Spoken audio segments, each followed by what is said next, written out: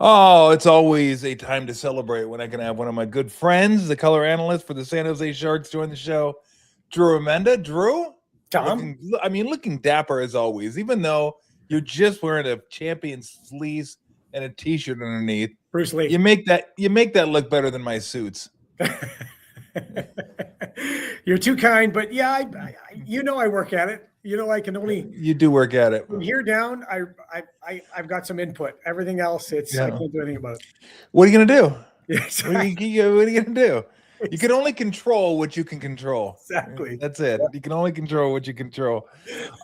Would it be fair to say the Sharks are a year ahead of schedule?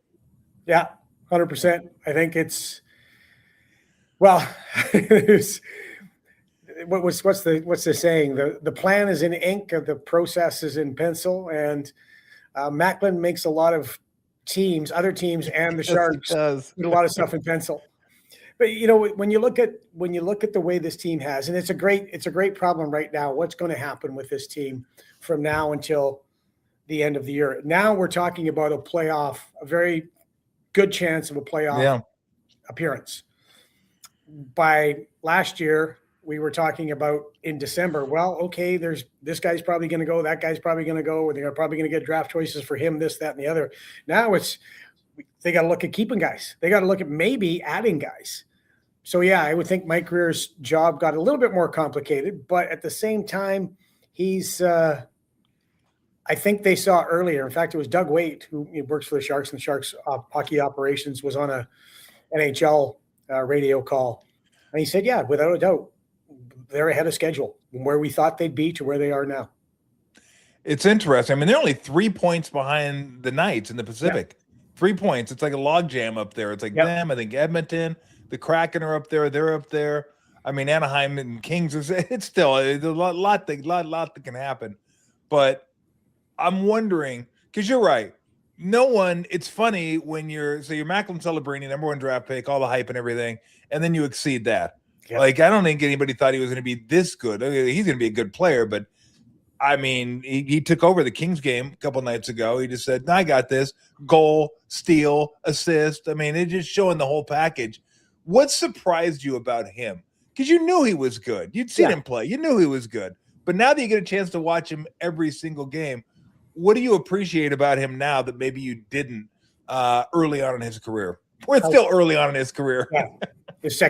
And in his second year, how fiercely competitive he is, how he has got that FU in his game, how he just refuses to go quietly into the night. I think you're bang on when you said that he took over that LA game. We saw him take over the Pittsburgh game too. We've seen him do that, where he just goes, "I got this." And everybody else, he pulls so many guys into the fight. That's the one thing. Knew he was talented. Didn't know he was that talented.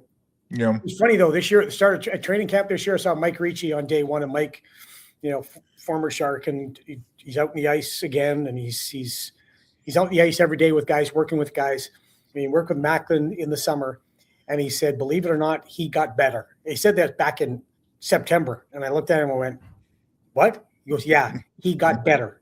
Watch." And he was absolutely correct. But the thing that drives him is just how he just will not stop. He just competes. Funny story. He and Will Smith, they're like this. And they hang out mostly at the Marlowe's house, Patty Marlowe's house, because that's where Will lives. And of course, Macklin lives with Jumbo. And one of the things you do when you're at the Marlowe house, heck, I've done it when they were in Florida. I went to interview him for his retirement jersey ceremony. You have to play mini sticks and knee hockey with the boys. You have to with the Marlowe boys, right? And so I asked Macklin the other day. I said, "Hey, now the press was asking him all kinds of questions, so I want to throw a stupid one in there because that's me." And I said, "Hey, now that Will's been out for a while, has that curtailed the schedule with the mini sticks and knee hockey with the Marlowe boys?" He goes, "Yeah, we've had to change things around a little bit." I said, "Well, what's the record? How's it going so far?" And he looks at me, he's dead serious. He goes, oh, we're smoking them. So from what his dad said, Rick, well, you know Rick well. Yep. He said the biggest thing about Mac, it was a documentary that was just when he was just about last year, I think it came out, that the thing about him was, yes, he loved the game. Yes, he worked at it. He was always trying to be a better hockey player, and hockey was his life. But the thing about him and everything he did was how hard he competed, how competitive he was and is. And I think that's the biggest thing that I've opened my eyes, but it's also the thing that is his superpower. Are you guys going to keep the dads around a few more games? There's some still here. Dads have been on fire. They're like 2-0. Hey, that's pretty good. You got to keep them around. You know what the bad thing about that is? I think I told you this before. Is that when we first started all the dad trip stuff, I was younger than the dads. Yeah. And now I'm way older than most of the dads. Yeah. And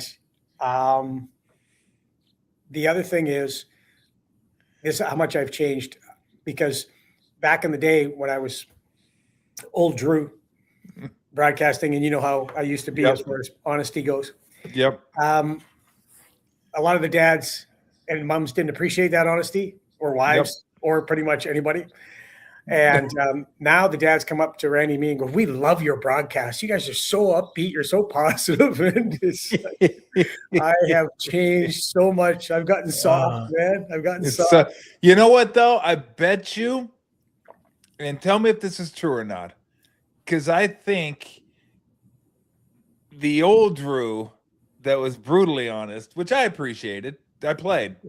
I think if you talk to dads who played, they will appreciate that. Yeah. Family members that don't play don't appreciate it because that's all they hear. I dealt with that with my family at one point.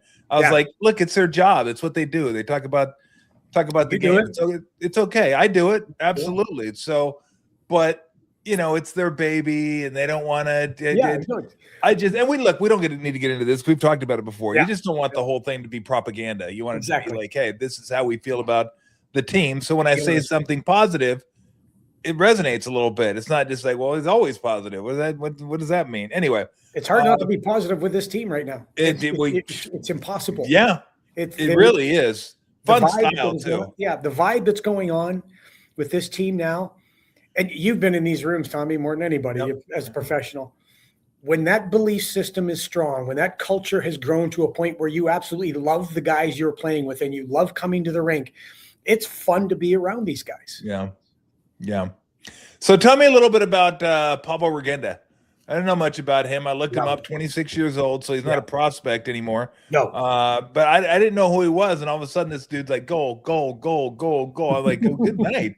What's the story with this guy? So give us a little thumbnail sketch on Pavel. As you know, I do the Barracuda games too when I can. I do about 16, 17 a year. In fact, tomorrow, we play the Stars tomorrow afternoon when we're recording this at 1:00, and then 6:00 the CUDA play. So I'm going to do a double header tomorrow.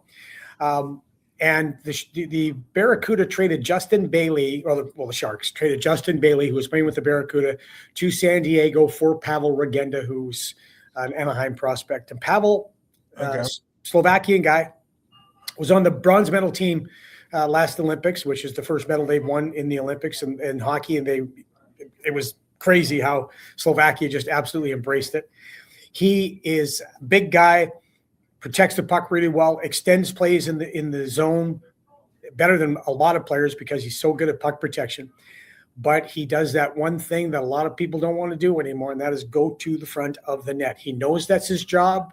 He knows that's where he'll score goals. I watched him with the Barracuda last year, called a bunch of the games. You're impressed with him immediately. 1, size. Can't teach size, man. You can't coach size. And then 2, his skating ability. He can get up and down the ice. 3, he's physical. But 4, he goes to that area. And in his size and his strength on his skates, it's very hard to move him.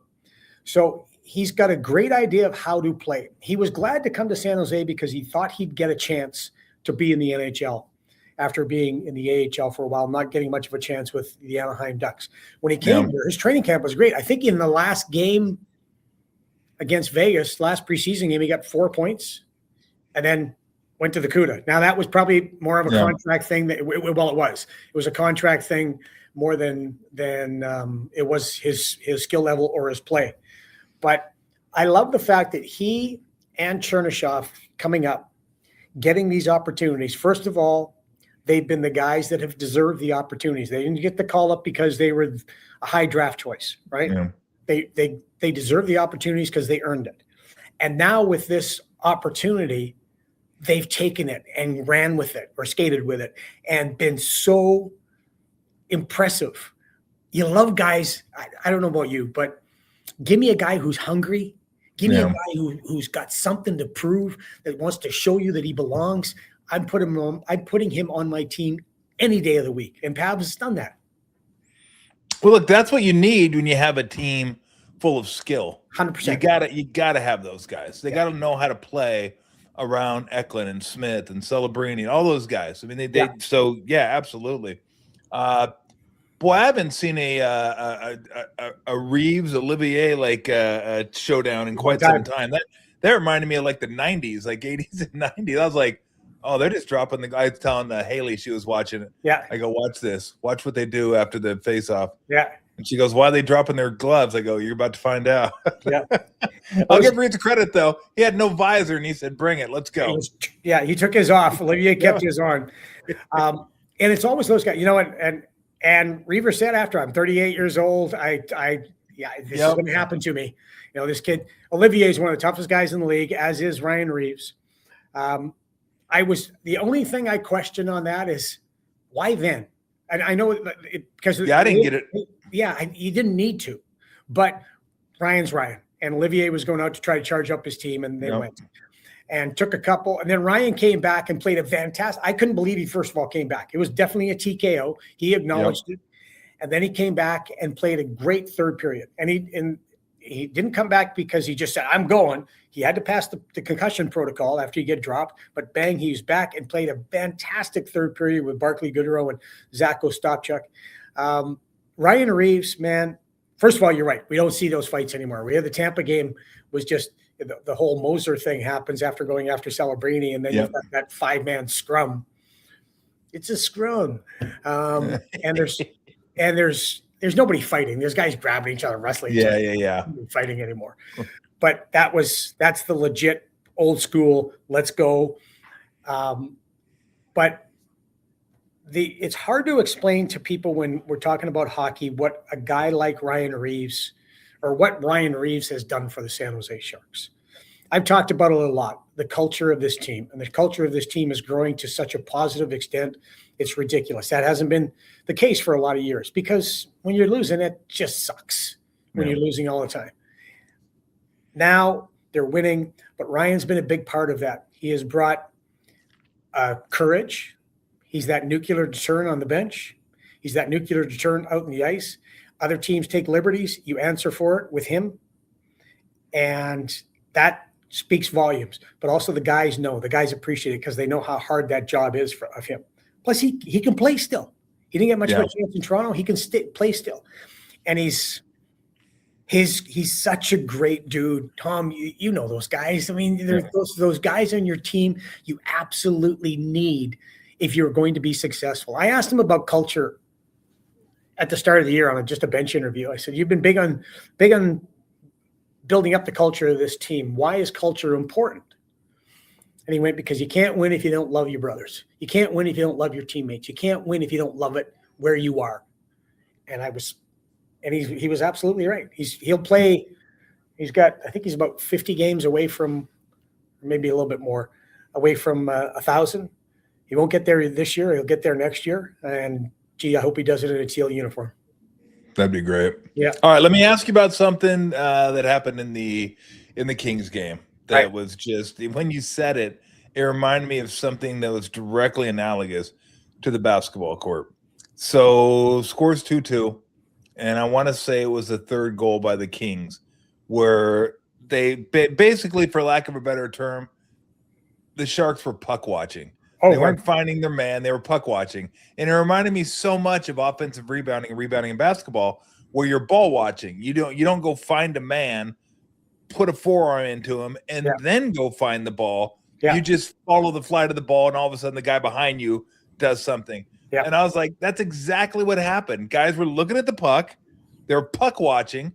And instead of turning around and hitting somebody and then letting the goalie find the puck or go back and find the puck, how often does that happen? Because in basketball, Drew, it's an epidemic, ball watching. We're like, can you just box out for a second? How often does that happen in hockey? Too much. Too much. It's the same thing. It gets to that point when you know you're scrambling. But for some reason, the other thing that happens is that all communication stops. Nobody's talking to each other at all anymore.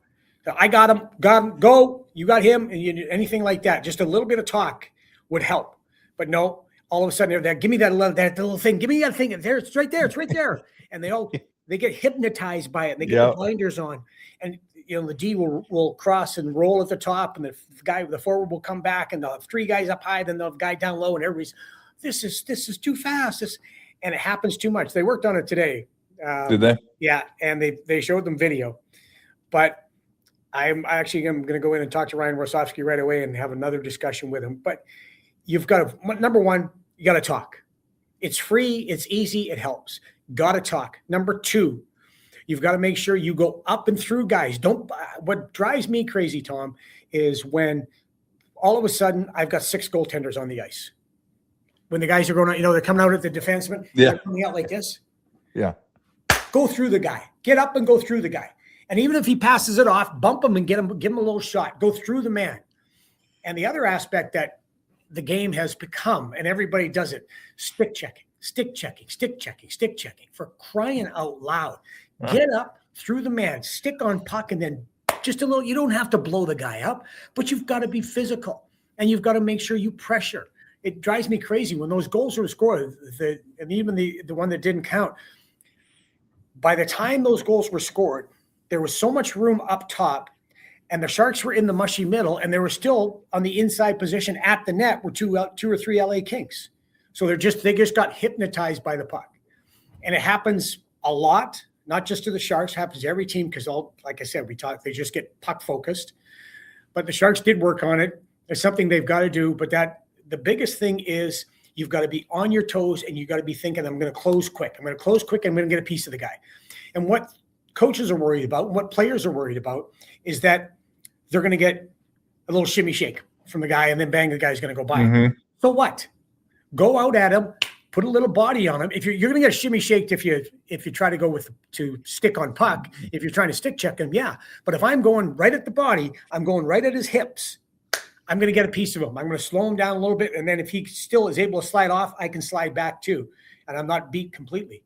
But you are when you start stick checking, and you are when you stop skating. Yeah. I hear you say that a lot. Skate. You see how I get skate. So yeah, I know. I hear you say that a lot. Yeah, I know. The other thing you heard me say, like my son Davis Donovan, my boys are great, and they're back home, and they'll watch the games. And I am very lucky that I get a critique from them. Mm-hmm. And my boys are brutally honest. They keep me humble. Well, they should. Yeah, exactly. And Dono or Davis will always go, Drewski, hey, or old man. They haven't called me dad since grade 9, right? So it's either Drewski or old man. And it'd be old man. Yeah. You got to stop saying the things that you're saying, under your breath, because we can hear them. Especially when the puck goes on the power play, it goes down to the goal line. You'll hear me say it all the time. Walk, because that space is there. So you just take it and go. But they don't. They want to make that pass. So they said, you got to stop. You got to stop doing that. You're not coaching anymore. All right, give everybody a little thumbnail sketch if you could. I know the Sharks just made a trade. Yeah, I didn't recognize any of the names. I know it was a goalie and a couple other players. Yeah. Give us a thumbnail sketch of like what to expect, or are these guys that are going to play? Are they depth pieces? Why did they make the trade? Go ahead. Well, you can't have too many goalies. You can't have too many defensemen. Let's start with Laurent Brossoit. If you had 17 goalies, that would be too much. True, but Laurent Brossoit, great French-Canadian goaltender in the tradition of Canada from British Columbia in the Vancouver area. You got a French-Canadian goalie? No, we don't. He's from BC. he's been a backup his pretty much his career. But he is, I was in Edmonton. He was there too. He's really good goaltender. Now, the last 2 years, he had missed the entire 24-25 season because of a knee injury, and then he also got a hip surgery. He's coming back. He was on the IR. He was out. Then he came off the IR. The Sharks need that depth at goaltending because the guys they have right now at the Barracuda, I don't think are NHL ready, and certainly don't have any NHL experience or very little. And they're going to be good. And the kid that they've got in Ravensburger is going to be fantastic. But you've got to have an extra guy around, especially if you have any of the luck that the Golden Knights had another goalie go down last night. So saw that. Yeah, you got to have an extra goalie there with some NHL experience, and Laurent has that. And if he gets some time with the Barracuda and gets his game back because he has been injured, he is going to be a very, very good, worthy, valuable piece if the Sharks are able to get to that playoff position. And knock on wood, there's no injuries to goaltenders. Hill is a big kid, 6'2". He played in Chicago. He's from Davidson, Saskatchewan. So anybody that wants to know where Davidson, Saskatchewan is, it's halfway between Saskatoon and Tom's favorite city, Regina, Saskatchewan. And he's from there. Braden McNabb, who plays for the Vegas Golden Knights, Stanley Cup champion, he's from there as well. He is a big kid, good defenseman. He is a guy I thought he looked really good in Chicago.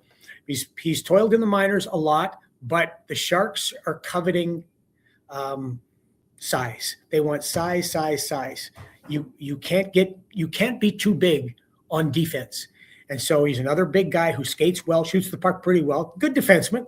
He's not going to come in and win the Norris, but again, it's a depth move that helps the Barracuda right now, and you've got to continue to help that team grow and build your pipeline. And it gives the Sharks another option on defense. And again, two positions you can't have too much of, goalies and D. All right. Let's talk about Olympics. Yeah. The Olympics are coming up. That'll be the snubbing that went on. That'll be the 2 weeks this year. I don't root for Celebrini. I'll be like, I hope you suck for 2 weeks, pal, and then come back and be really good. Is this as good as that rivalry's been? We had the four. What was the name of that tournament? The Four Nations. Oh, yeah. I mean, obviously, it started out with two brothers fighting, and then you're like, oh, okay, I'm in. We're good. Let's go. Yeah. And the games were great. It was fantastic. I expect they're going to meet each other at some point during the Olympics unless something happens. Is this as good as that rivalry's been? Yes, 100%. It used to be Canada had the dominating factor in all of that for a long, long time, mainly because Canada had, a lot of great players, but they also had the best goaltenders in the world. There wasn't anybody close. Back many years ago when they were talking to a junior coach, I think it was from Sweden, asking about going to the World Juniors. He goes, Canada should have to give everybody a goalie. Then when you want to make it even, because they did. Canada had great goaltenders. That's changed. When you look at the goaltending situation across the U.S. now has the best goalies. They have the most depth in goaltending, and they've got the big stars, guys that can win you games. And you look at Ottinger, you look at Hellebuck, the two guys that will be the 1-2 guys. They'll be the guys for the U.S. Canada's struggled with goaltending lately, and they've got Jordan Binnington, who played very well. He's from St. Louis. He plays for the St. Louis Blues, won a Stanley Cup, and played in the Four Nations. And one of the reasons he got the job was because Doug Armstrong, the general manager of Canada, is his general manager in St. Louis and really believed in him and saw what he did in the playoffs. But building up to that, he was he'd lost his fastball, so to speak. And now, hi buddy. Lou got to join at some point. Yeah. So this year Binnington got picked. He is 56th in save percentage. Wow. Yeah. He's having a nightmare of a year, but I think Logan Thompson for the Capitals is going to be the starting goaltender. Darcy Kemper is going to be – is it Darcy? Yeah, I think it's Darcy, if I remember correctly. Sure, sounds good to me. Yeah, he's from Saskatoon, so I might as well throw him in there. So he's going to be the other guy. But I think when you look at it, I think it's going to be that Logan's going to get the majority of the work. But over on the other side, two very different teams as far as the way they're built. The Canadian team will not have trouble scoring. Yeah. David, McKinnon, Celebrini, Crosby, Wilson, who's best player in Washington. Remember what Tom Wilson was? Yeah. And now he leads Washington in scoring. Yeah. What happened to him? This guy, like, all of a sudden, I was like, wait. I don't remember him being that type of player. Yeah. Maybe I should quit being an idiot, and because I can play. He's got all the tools, so he's going to be on. That team's stacked, absolutely stacked. The question is going to be in goal. Now, that's not a question for the U.S. The U.S., Billy Guerin built a team that is a team. He didn't build an all-star team. There was a bunch of guys left off that you went, really? Tomorrow, Sharks are playing, and Robertson for Dallas. He's one of the best U.S.-born players right now, and goal scorers left off the list. DeBrincat left off the list. A lot of good goal scorers. He went for a little heavier, nastier, tougher team, and it is the smaller ice surface too. It's actually smaller than smaller. Really? It's not going to the double IHF 200 by 100. They're going to the NHL size with a mistake when they were making the rink. So instead of 85 by 200, it's 85 by about 196. Gee. Yeah, it was there. It's going to be the teams will, from what I read yesterday, their dressing room will be in trailers. They'll have to go for a long walk to get out to the ice. Apparently, it'd be like the old Key Arena when I played there. They apparently in Italy, they did not get the memo that, this is coming up, in 4 years. So we should probably get to work on this. They've been so behind schedule on the arena. There was real talk that this tournament wouldn't go on because of the building itself. They missed their deadlines as far as, pre-game or pre-tournament games and all those things. It's going to be a very interesting venue for these guys to play in. But the players have wanted to do this. They said, even if it's dangerous, we want to go because the ice surface is going to be.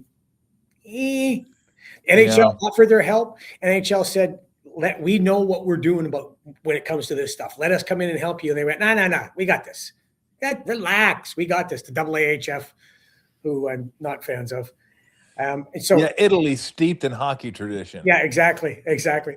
So they were the same. This is the same country who missed building their World Cup stadium too, didn't they? They had to play in the old stadium. That's a great question. Yeah, that's a great question. Was telling me that way back in the 90s they missed that. So they're probably like, we're not very good in hockey. Who cares? Yeah, let's get all the other stuff that we might win in. Let's take care of that. I can't wait. I mean, it's this will be so much fun because these guys that are playing in this tournament have not played, except for Sid, haven't played in the Olympics before. Many of them. And now Sid's getting a chance with Celebrini and McDavid and McKinnon, and that group of guys. It is going to be Cale Makar. It's going to be phenomenal. It's going to be a very good tournament.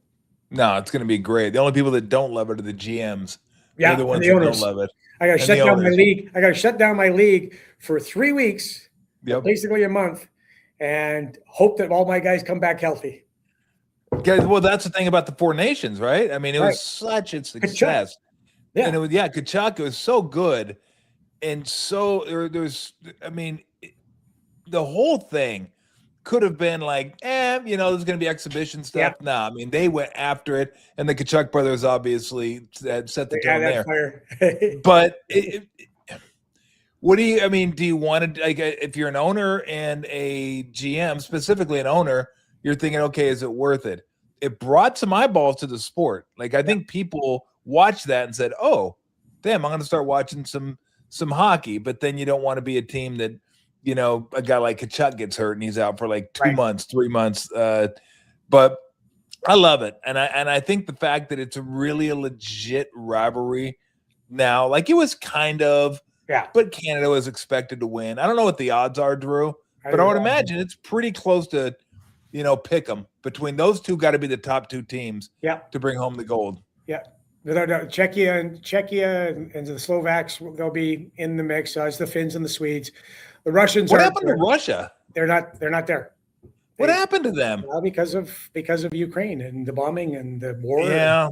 So they're I not. mean, I guess when the not country allowed kind of fell apart, that kind of hurt too. But God, they were so good. that team. It used to be is that Canada and Russia and the U.S. I mean that was everybody against Russia. So you leave off this a lot of great players, but that's what the world is right now and that war's been going on for far too long, and so that's why they're not in. Who's the best? Best Russian player of all time, Ovechkin? No, Fedorov's pretty good. Fedorov it would be up there. The best Russian player of all time. Well, we had two of them here in 93, 94. And Igor Larionov and Sergei Makarov. And what I saw those guys do is I'll never forget, because I worked at Hockey Canada too. I worked for Dave King and the Canadian National Program. I watched those guys on videotape back in the day. My job was to scour over international games and scout every team and what they do and how they do it. It was fantastic as far as an education for me. And I got to watch Igor and Mac a long time, and I had the pleasure of coaching them. They're two of the greats. Fetisov, Fedorov. Fedorov's getting his jersey retired in Detroit in the next couple of days. Yeah. You know who I liked? Pavel Datsyuk. Oh, Datsyuk, Bure. I was a big fan of him. Pavel, It's funny, you talk about Datsyuk, and everybody. I asked Macklin Celebrini. I said, because he's so good at checking and lifting sticks and getting the puck, and I like he did against L.A., knocking Kempy's stick from him making that drop pass, and he picks it up and he goes. I said, where did that come from? Did you have a coach that you worked on that with? He said, yeah, at BU I did. And he said in the USHL, US Junior Leagues, he said, I watched a lot of Pavel Datsyuk. He said he was the main. Yeah. And Datsyuk was incredible with his stick. He was very, very good. And so Pavel Datsyuk was so ridiculous in how he was able to play. But McGillney, who just got into the Hall of Fame with Joe Thornton this year, long time. He should have been in the Hall of Fame years ago. One of the few guys in the forwards to score 70 goals in a year. They've had a plethora of them. But for me, I would look at, I guess it's because I'm really biased, I'd look at Igor and Sergei Makarov as two of the best Russian players of all time. Yeah, there's no doubt. They were fantastic. Hey, I know we got to let you go. You got duties tonight, don't you? Yeah, no, not tonight. Tomorrow. So tonight is. I do. I have to press my suits. I have to do my. Of course, the biggest thing for a NHL broadcaster: get the lines. Get the lines. Anybody got lines? You got lines? Did you get the lines? Did you get their lines? What are our lines? Is someone so in? That's what we do. We gotta get the lines. Plus, I also have to write them up. I'll give you a quick story about preparing. Okay. Ray Ferraro former player, does a great job on ESPN. He's working for a TSN back in the day. And it's when the Sharks were playing Vancouver. Ray's from Vancouver. And I've known Ray forever. I love Ray to death. He's such a great dude. So we couldn't travel on the plane, of course, the team playing during playoffs. We would just fly commercial.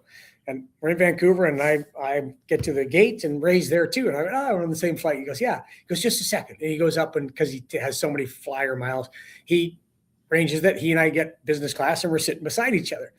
And on the plane, he starts to break out his sheet, okay? And he's got impeccable handwriting, and his sheet is beautiful. It's gorgeous. And he's writing everybody out, and it's this long list, and the number and the name, and it's gorgeous.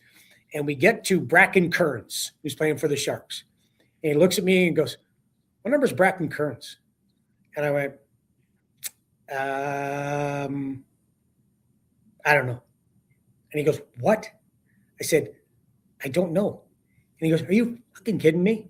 That's his favorite line. I went, what? Don't remember. And he goes, don't you work for them? Do you even follow the game at all? Now we're in business class, and his voice is going up. Right? Oh. I went, you know what? It's 48. He goes, you sure? I said, yeah, 48 for sure, 100%. I said 48. I didn't know if it was 48 or not. He goes, sorry, it's in felt pen, writes it down, everything else. And then I sat there for like the next half hour as we were about to land in San Francisco. And I went, Ray, you know what? I don't think he's 48. I think he might be 36 or something like that. And he goes really loud in the plane. Are you kidding me? I went, no, I'm not. And he went, oh, and now he's pissed off because he has to do. He can't just white it out. He's got to do the whole thing over again, right? So no. His wife phones. His wife is Cami Granado, great U.S. Olympian, the Granado family, right? Yep. And he answers the phone, and I must have said, "What's going on?" He goes, "You know Remenda, right?" And we're not yet even at the gate. You know Remenda, right? And she goes, "Yeah." And he goes, he has no idea about anything about his team, And he's mad now as we're going. And then the next day before the game at the morning skate, he's in the dressing room already. I walk in and Bracken's number is 38. And you had one number right on each number you gave him. I walk in and I look and I went, Ray. And he goes, what? And I went, Bracken, he's 38. And he goes, oh, Remenda. He screams it in the dressing room.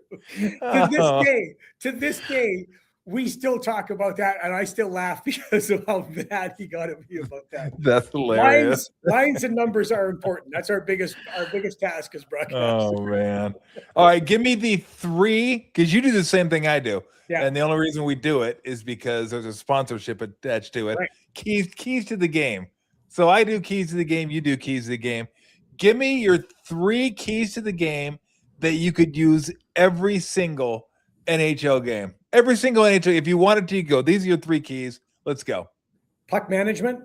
Okay. Track back, neutral zone. F3 track backs, neutral zone. Shots on net. In fact, puck management I use all the time. In fact, I don't think I've gone through a game without puck management. So puck management, track backs, F3, neutral zone. Yep. Pucks on net. All the time. Yeah, it would never change. What are yours? Mine would be turnovers. I don't use all the time. That's puck management. Yep, it would be shot selection. That's like what kind of shots right are you getting? And then the other one, if I wanted to have a like a third one that I could put in every single game, it'd be probably floor balance. Like offensively, what's the balance of the floor when the shot goes up so you can get back on defense? That's good. Because sometimes you'll screw it up and there'll be 2 guys on one side. Nobody will get back on defense. You get beat in the open. What the hell's going on here? Like it's not even like that late yet. I mean, it's so funny because we do them every single game. I'm like, all right, I gotta make them up. It doesn't change. The other one is good start. Great start. Good start. Yeah, you got to have that. Got to start on time. You just try to come up. Like I sit there forever trying to come up with a new way to say the same old thing that I say all the time. That's all it is. Yeah. That's all it is. Same thing. Let me see if I can maybe fool them a little bit. Mix it up a little bit. Throw it on there, but it's the same stuff over and over and over. Energetic. The other day I used energetic and efficient start. Okay. Guess what? Sponsor doesn't care just as long as they get in there. They're all good. For sure. Yeah, Taco Bell takes maybe. Before we let you go, any idea when Will Smith may be coming back? Practice this morning or practice today. Okay. Yeah, he was out there. He had the orange jersey on. We don't redshirt freshmen here. We just put the orange jersey on him. Nice. Got the orange jersey on. He was doing a little penalty killing. I think he's sooner rather than later. I think within this road trip that we're heading on. By the way, have you ever seen a schedule like this for all these years? So we've got the 2 games we just played, plus the next 6 games, they're all back to back.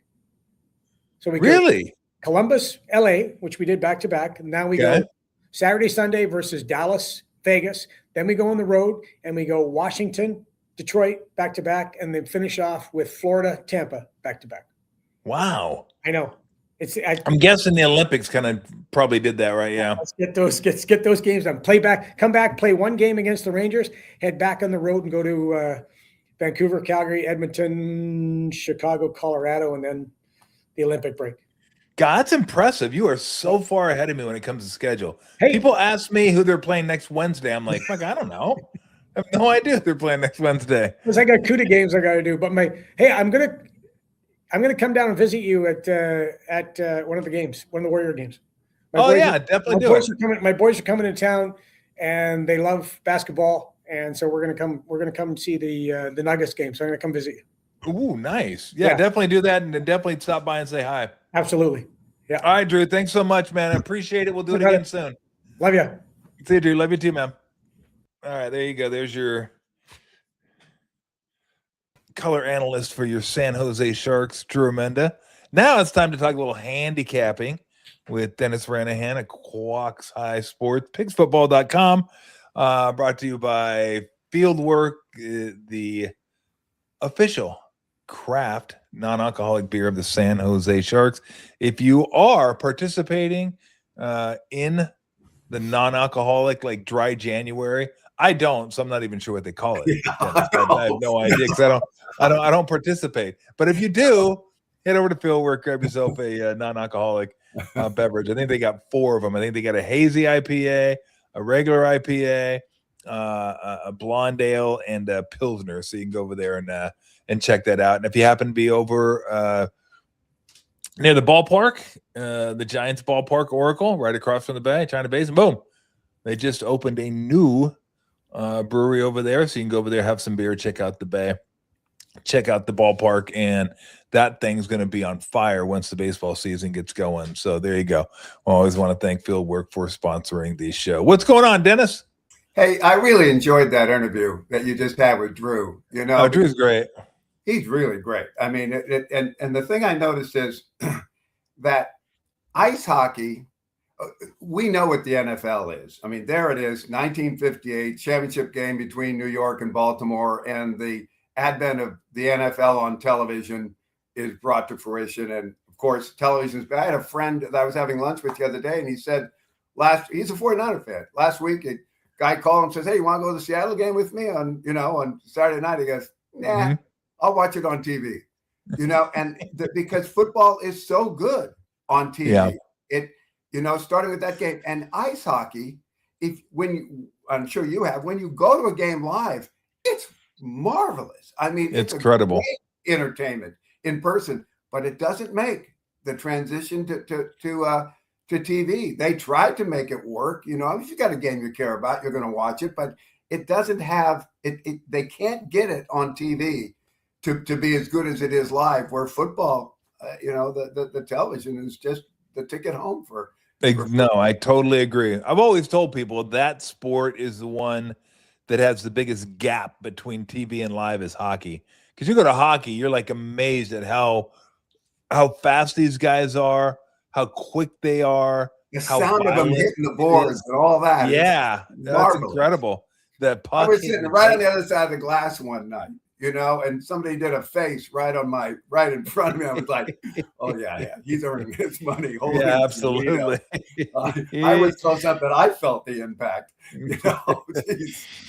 All right, let's get to some games. See if we can find some winners. Let's start with the Niners and the Eagles. And look, I hate to say it, but I'm probably not going to take this game. If I did, it'd probably be the Eagles, just because the line.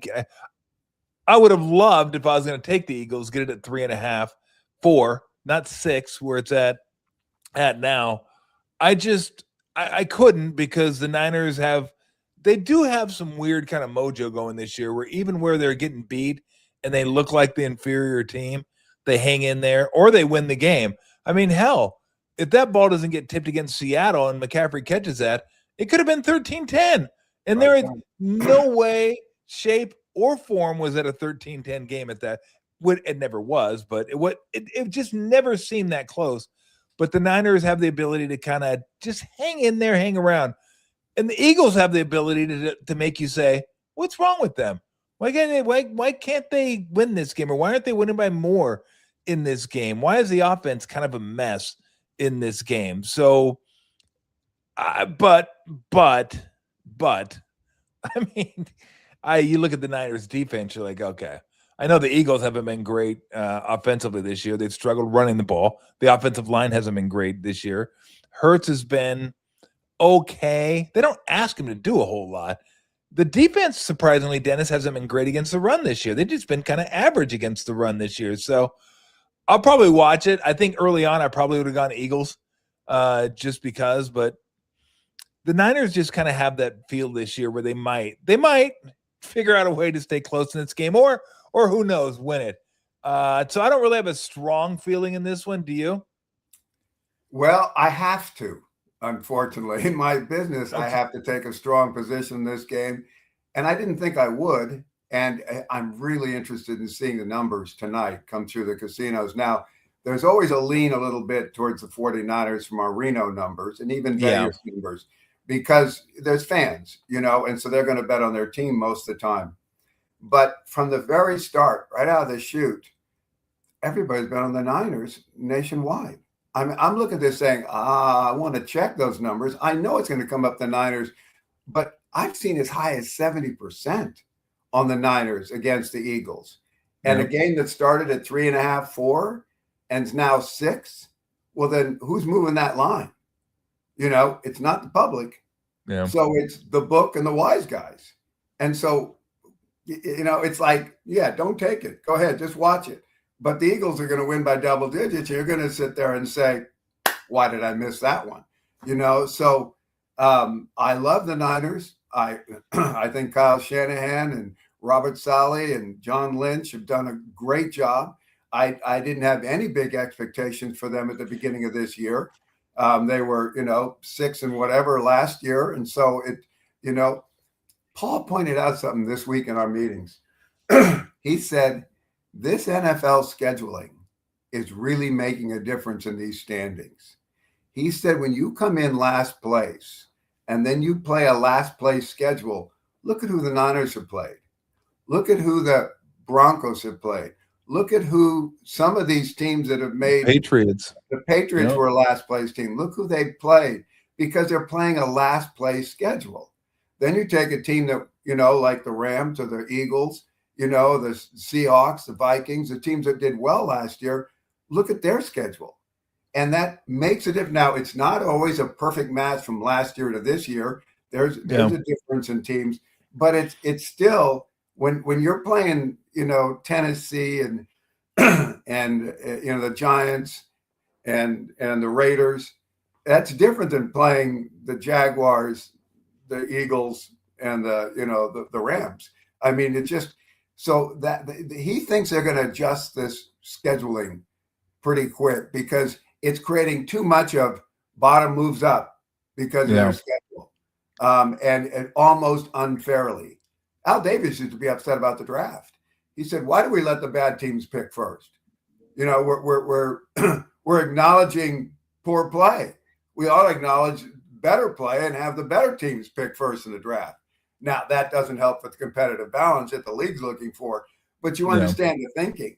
Why should we be punished for playing well and the bad teams get the advantages? Same thing on this schedule. I think they're going to have to revisit this and think it may be a little bit off. Back to the game, it's the Eagles. Sorry to say.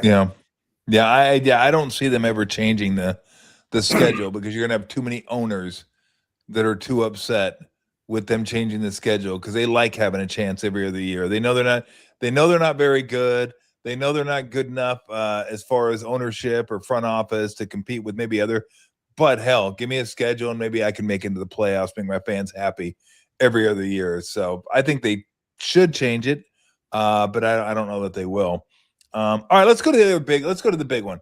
Not the big one. The big one spread wise, the Rams 10.5 over the Panthers. And I guess the knee-jerk easy one to say is, look, the Rams are way better. They got beaten Carolina not that long ago. That's going to help motivate them in this game. Thing about Carolina is they can look really terrible on the road. And then they can look pretty good at home. And that is such a monster. I don't know how many spreads in the wild card round or NFL playoffs have been 10.5 or double digits, let's say, at home. See them on the road, but not at home very often. This is such a big, big spread.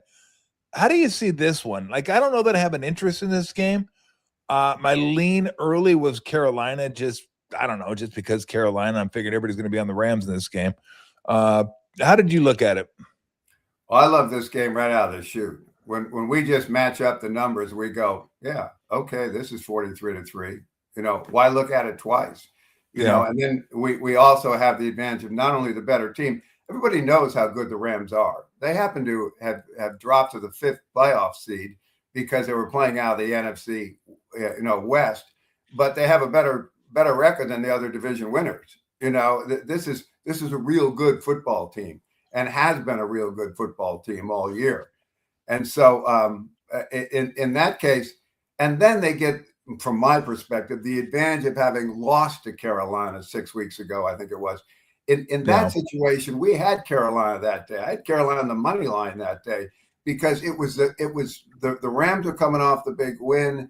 The Panthers were. It was just work for me motivationally, and they took advantage of it. Now you get to this situation that serves the Rams because as much as they could be overconfident given the talent, they get Adams back, who they've been without the last 3 weeks. And he makes a big difference in the red zone for Stafford. Now it's there. It all is, and you get. We'll see what the numbers come in this weekend, but right now the majority of the money is on Philadelphia. Philadelphia is on Carolina. Carolina, they're betting 56% of the public is lining up on Carolina. Okay, see at the finish line. I just and Carolina can lose at home. And they haven't won a single game they needed this year.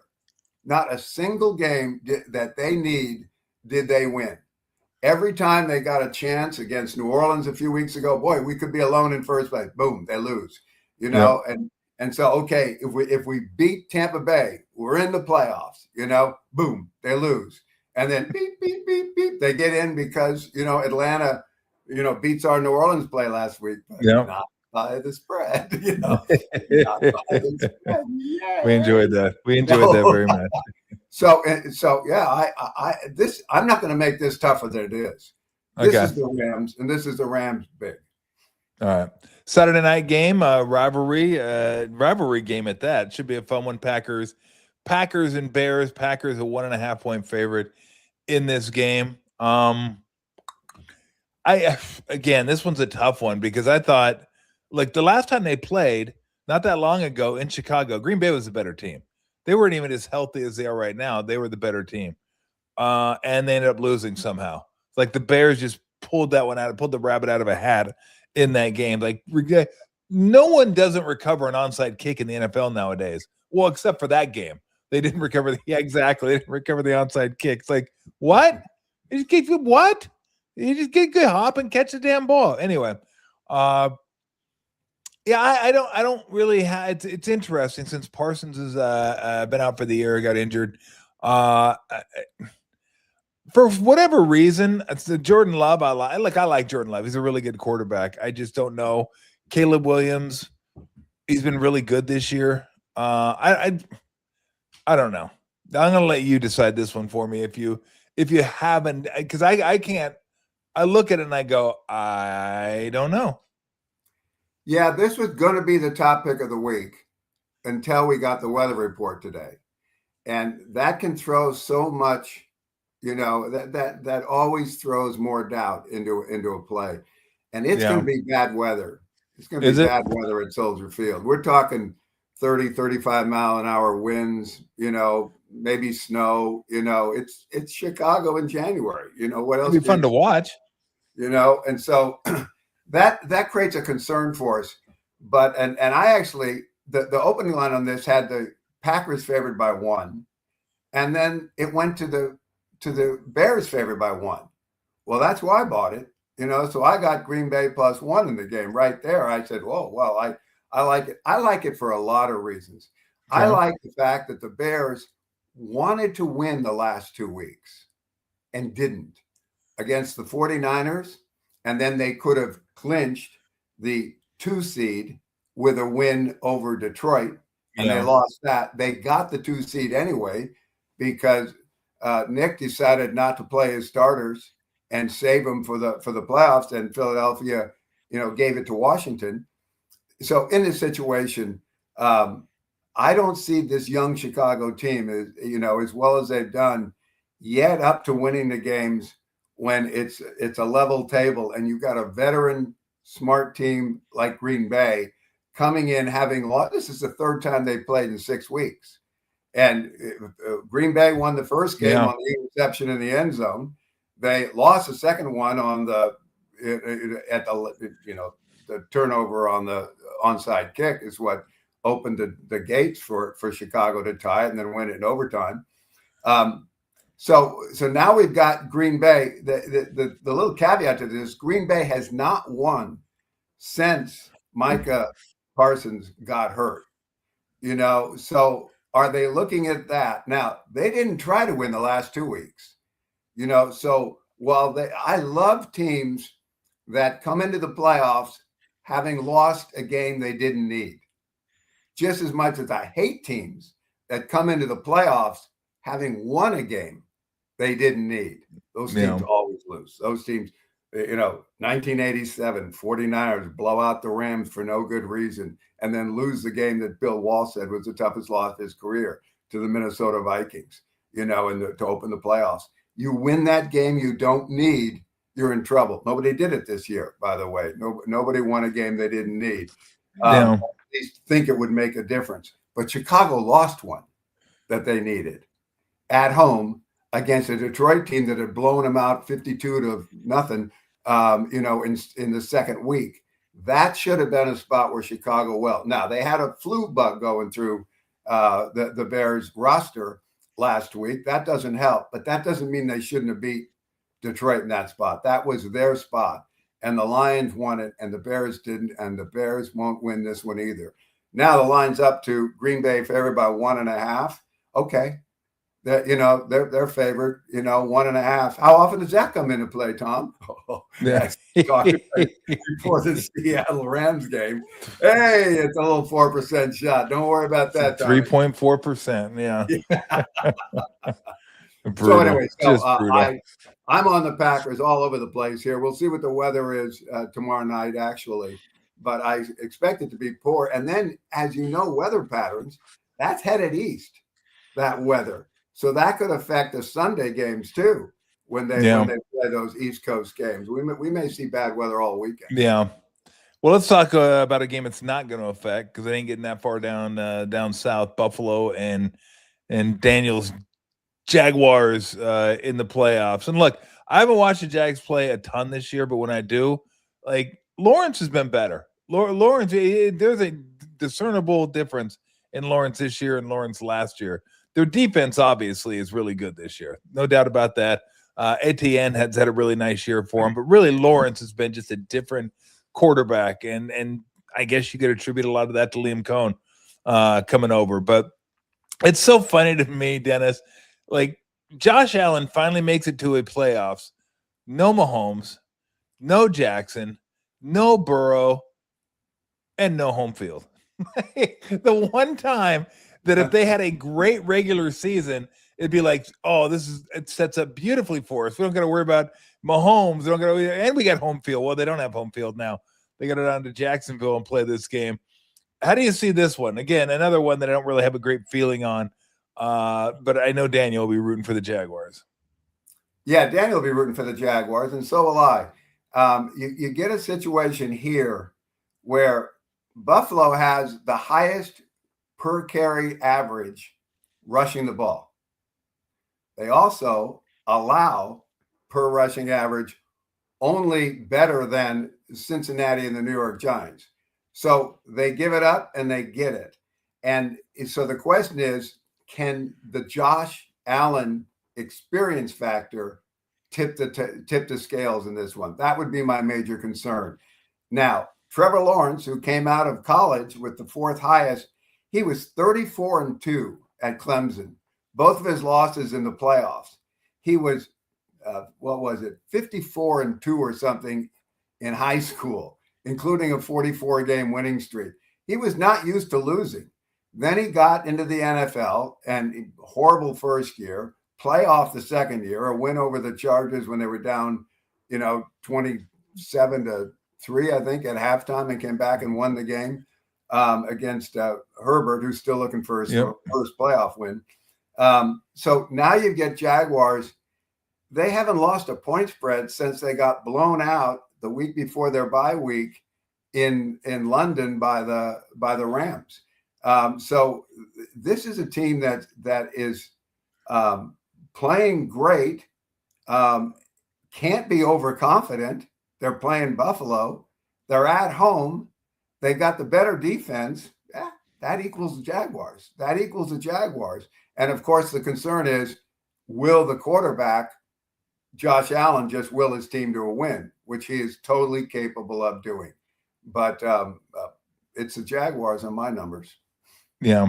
One that I'm kind of interested in, I don't know if I'll take it or not, but I am kind of interested in the Patriots.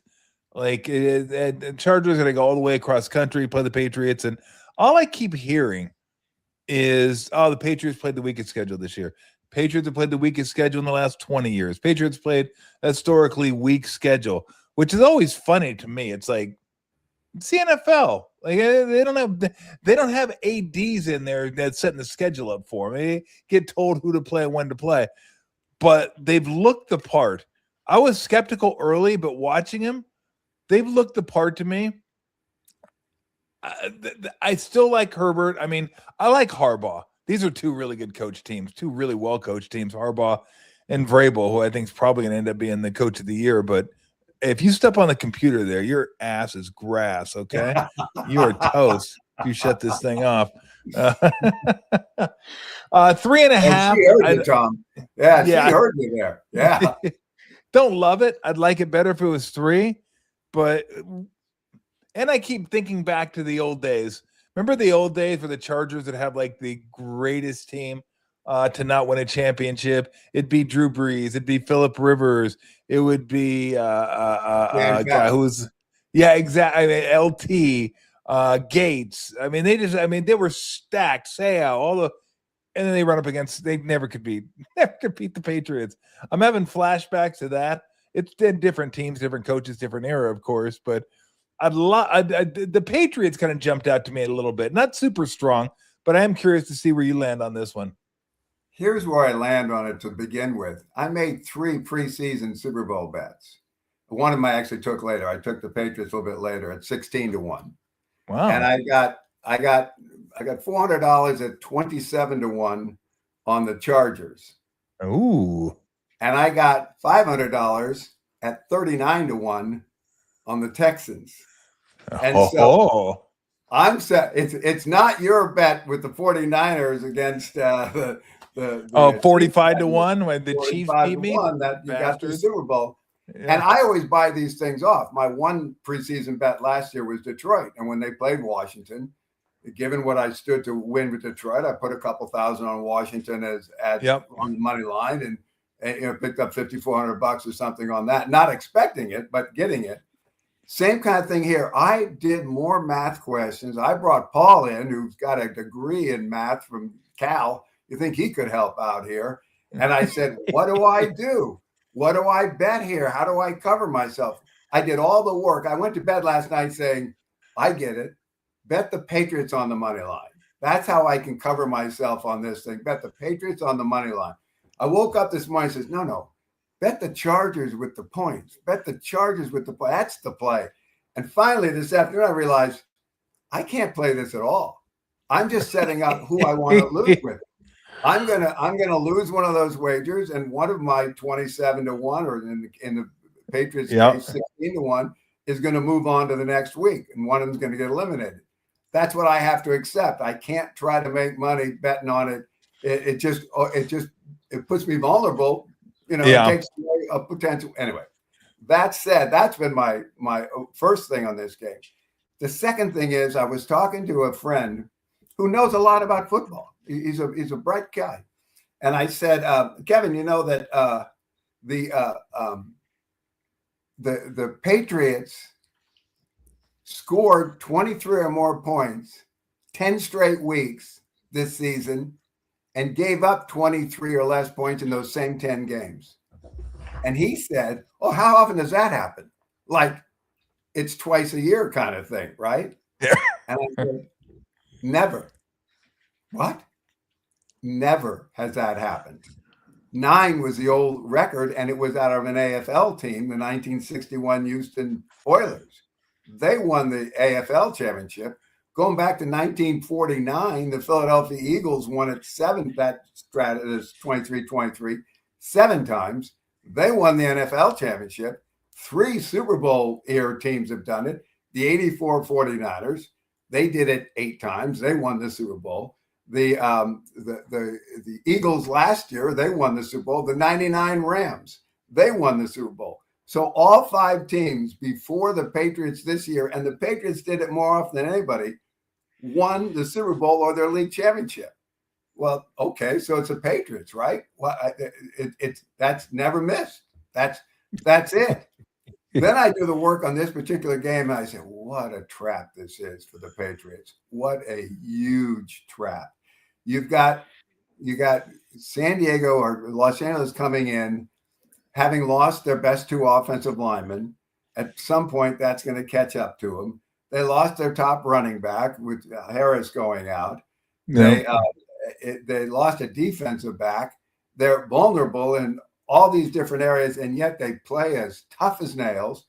And Herbert comes in 0-2 in postseason efforts. Just an amazing. Last year he was favored in Houston when they got beat 32-12. And of course, he built the big lead up against Jacksonville in the 22 season. And then, as David Letterman would have said, they should have saved some of the champagne for after the game, because that didn't work for the second half of them. So this is just a huge trap for the Patriots. Huge trap for the Patriots. And they've the only thing they lost on the stretch was jumping up 21-0 over Buffalo and letting that one slip away every other time. Mm-hmm. They've answered the bell. They beat Baltimore with a 4th quarter comeback in Baltimore a few weeks ago. Last week they gave themselves an opportunity, the top seed, by 38-10 over the Dolphins, like a team should. There isn't anything wrong with this team, except we take a team that's come from last place to a division title, and that usually catches up with them. It happens that they make the leap, but they don't win Super Bowls. They make the leap, and then they get tripped up in the playoffs. So I'm not on this game. This is the toughest one for me. This is the toughest one for me. I think the spread. Why hasn't that spread moved? Why aren't 80% of the people betting on the Patriots? And why is that spread stuck at 3.5? When I look at the numbers tonight, when we get it through our Canvas casinos, I'm going to see if the books are really happy getting New England money at 3.5 and leaving the spread right there. And if they are, I might be tempted to take the Chargers in this spot. But I don't think I'll be on the Patriots laying those points, and I doubt if I'll have the game at all. I usually like to do all the playoff games, but I'm not looking for, if I got a crapshoot, I'm not looking to roll the dice. Exactly. All right, let's get to the last game Monday night. A spread that did move up 3.5 went to 3. Pittsburgh was getting 3.5 against the Texans. Now they're getting 3 points. It seems like a Tomlin spot, right? You're at home, you're underdog. The Texans haven't lost in forever. They're clearly the better team. Their defense is nasty. Stroud's been playing well. I mean, there's really nothing to dislike about the Texans right now, which maybe even makes it more of a Steeler spot. I think straight up, Dennis, I think Houston's better. But man, I hate the home dog. And if Tomlin's a home dog, I tend to stay away from that. But I could probably be talked into taking the and now if I don't take them, I'll root for the Texans because I know you got them to win the Super Bowl. Yeah, I got them winning the Super Bowl, and I put a lot of money on the Steelers on the money line here because this is the kind of thing I get to do. When I'm standing to win $39,000, if they go to the Super Bowl, I can start buying off that for $2,000, $4,000, $6,000 along the road. Yeah. And like I did with picking up the win with Washington over Detroit last year. So I got a substantial bet on the Pittsburgh Steelers, which means my book is going to say, "Hey, Ranahan's on the Steelers." No, I'm not. Not in the game. That's just an investment where I'm going to get you later, and I'm willing to pay now and pick up later. Because of this spot, the Texans defense is just too good. Just too good. You got the better defense, and they were 0-3 to start the season. At close games, 4 points against the Rams, 1 point against Tampa Bay, 7 points the next week in a loss to Jacksonville. And so boom, they were down. Now they're just playing as well as anybody. They got the best defense in the league. They got a quarterback who's making his third straight postseason appearance in his 3 professional seasons in C.J. Stroud. They got a coach that we love here in the Bay Area, that has a total grasp of this team. Their offensive line, which was a liability early in the season, has come together pretty well. And they haven't had any injuries on that offensive line. So it's not the most talented offensive line, but now they played together for 17 weeks. And that helps an offensive line a lot. And so, I don't see Pittsburgh scoring a lot here. I think they are going to just end Aaron's career right here. That they may have to take him off the field in a spatula. I think they are going to punish Rodgers. I think he's going down. The guy's going down. The Steelers home team dog. If they win, I'm going to collect a good payday on the money line, but I don't expect to collect it. I like Houston in this spot, and I think they'll clear the 3-point line. I'm glad it's 3. I was ready to lay 3.5 and waited. Let's see what it goes. Yeah, there's a lot of people out there that say, "Oh, Steelers is a dog." They just beat Baltimore. Yeah, the kicker just missed the field goal. That would have kept Harbaugh job still in line at least for another week. So this is just too good of a defense against a very suspect offense that had their day last week because the kicker missed a kick. Yeah. Were there any thought in hedging off of that, taking the Steelers plus a 3 and having a chance to win both, or did you just want the plus money that comes with the money? I didn't want to. The problem with I wanted the $1.60. I wanted the extra money. I wanted the $1.40 is what I get. It's $1.60 line. So that makes sense. I got the plus $1.40, and I thought about it. Do I want to pay? I pay 7, but do I want to pay 10% or collect 40? Thinking I'll collect 40. Makes sense to me. Well, let's see if we can get some problem. It's all a math. It's all a math problem.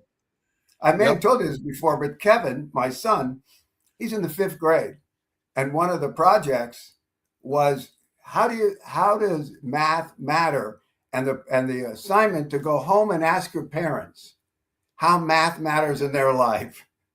So Kevin came into my office and said, "That's the assignment."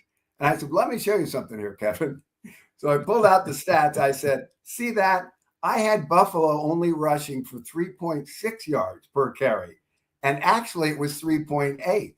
And when I made the number right, they came up a pick and made us money last week." So that was what he took back to his teacher in the 5th grade. Buffalo mattered in the numbers. That's hilarious. That is hilarious. It's funny. I always use this as an example for everybody that wonders how much the numbers matter and how much juice matters. I go, think of yourself as going 53-47.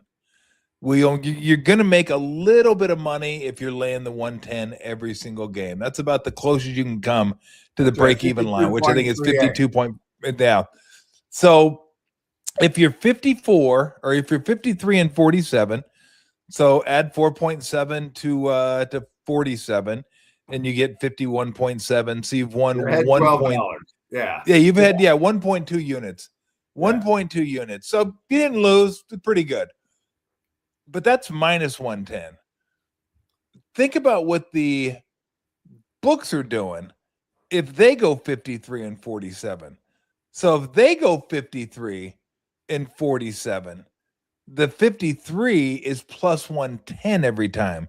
So now it's 53 plus 5.3. So now you're 58 point. Once you start putting it in those terms, people go, "Oh, wow." Like it does make, because it doesn't seem like it makes a ton of difference, it makes a huge, it's how they difference. stay in business. It makes enough Absolutely of a difference that they give you your choice and pickpocket you. Yeah, absolutely. It's just the way it is.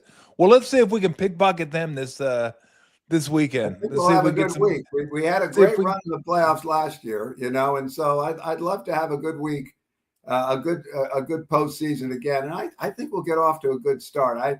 There certainly is some healthy plays out there, and the game I'm most interested in is the one I won't have, and that's New England, the Chargers. That's really an intriguing matchup. Yeah, no doubt about it. Dennis, have a great weekend. We'll look forward to doing it again next week. Thanks, Tom. Thanks, Dennis. I appreciate it. All right, we're gonna get on out of here. If you got any comments, we can look here. I'll give you my thoughts real quick on the Niners and the Eagles.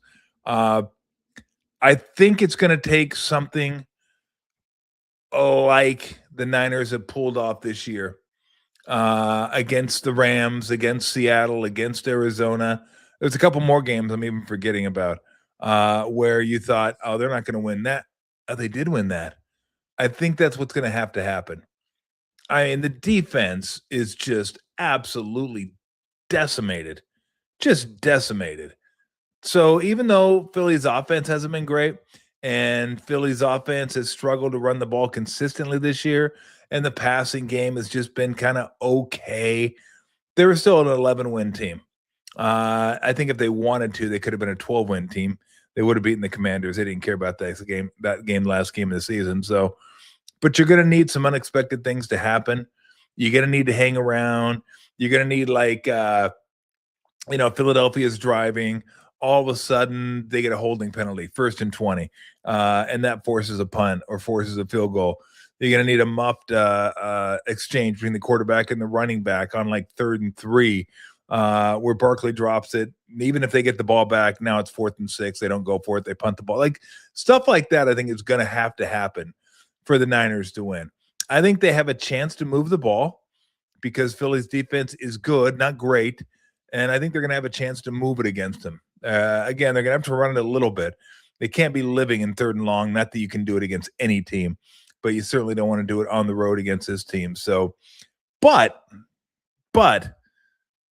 that's been the Niners this year. That has been the Niners this year. Just when you thought, it's over. They lost him too. They lost that person too. They lost that guy too. They just kind of hang around. They just kind of hang around and figure it out. This is going to be tough. This is going to be really, really tough. And initially, I thought Eagles 6 is too much, but when it was 3.5, 4, I thought, ooh, Eagles. I think Eagles is a play here. But at 6, I'm gonna watch it, and I probably wouldn't bet it anyway because I'd like to see the Niners win. But if I think it's a good bet, I'm going to bet it regardless, no matter who it is or who it's against. But the Niners have done things this year. There's no way that game should have been as close as it was against Seattle last game of the season. They were outclassed in that game. And again, when I say if it wasn't for a tip ball, it was a tip ball. It was a pick. It happens. It's like saying I shot a 72, except for the 14 I took on hole 15. Everything counts. But they did hang around in that game far longer than they probably should have. So they figured out ways to just kind of hang around in this game. We'll see what the official injury report is. See if Pearsall is going to play. See if Williams is going to play. I mean, the most dangerous job in America is a linebacker for the Niners. The linebacker is just decimated. Just bye. See ya. So, but I'm looking forward to it. Looking forward to the Bills game is going to be fun too. I mean, can Josh Allen put on the Superman cape? It's amazing. They're the number 1 rushing team in the league. James Cook had a fantastic year. Look, Jaguars have been good. Lynn Combs did a hell of a job with that team. Trevor Lawrence has been really good. The running game's been solid, and the defense has been really good. So, and they got a kicker. They can kick it from frickin' Nevada to wherever you're playing. How far? I don't know. 7 states. He's good. He's just a monster leg. And so All road teams in the wild card weekend. Yeah, I mean, again, I don't have a strong opinion, Antonio. Other than I kind of like the Packers. That's about the one. And then maybe the Steelers, but if it was 3.5, I think I'd still like the Steelers, but it's 3. See if it gets back up there. But it should be a good weekend. Should be a really, really good weekend. So anyway, I think the Niners have a chance. Is it a great chance? Probably not, but it's a chance. And that's all they've needed, a chip in a chair, as they say. And this year they pulled out some of those games, pulled out a few of those games this year. So we'll see if they can pull out one more in Philadelphia on Sunday. We're going to do a show. Bergie will be over here, so we'll do a show after the game on Sunday. So if you guys got any more comments, we can take them before I get out of here and feed this animal who's looking at me like, you're way late, pal. You're way, way late. So let's get it going. So I'll give you guys a couple seconds if you want to. If you got any questions you want to ask about the games this weekend. Dang. Starting to get, I don't know if I'm catching something. Oh, I'm just reading this at the bottom. John Morant trade talks. Could you imagine him with Steph and Dre? Hell no. No, no, no, no. No, I don't want John Morant on this team at all. Again, don't just look at the talent and say, oh, hey. If you look at the players, don't just look at them at their best. Look at them at their worst too. And at their worst, he's just and his numbers aren't as good this year. He's declining this year. Will he continue to decline? I don't know. But I have no interest in having John Morant on this team. Not a chance. That's a great question, Joe Boo. If Saleh leaves to be a head coach, do they get compensatory pick? I think they do. I think they get another one. Like, he came back and he leaves again. So yeah, I don't know why he would. I don't know why they wouldn't. Just because it's the same guy. So I'm assuming, yeah, they'll get another. They're the kings of compensatory picks. I mean, that team loads up on compensatory picks. But just as long as they don't take a running back in the third round. The third round running backs have not been great. And so let's see.